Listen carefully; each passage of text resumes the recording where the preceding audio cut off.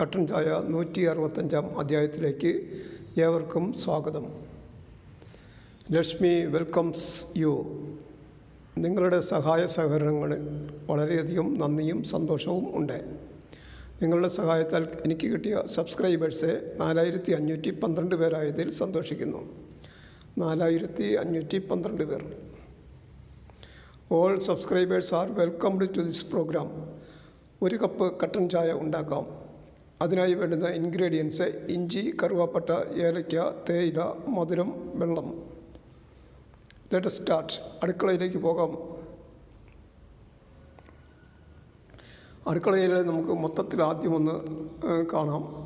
അത് അടുക്കള എങ്ങനെയുണ്ടെന്നുള്ളത്. അതായത് ചായ ഉണ്ടാക്കുന്നതിന് വേണ്ടിയിട്ട് സജ്ജീകരിച്ചിരിക്കുന്ന ഒരു സെറ്റാണ് അടുക്കള എന്ന് പറയുന്നത്.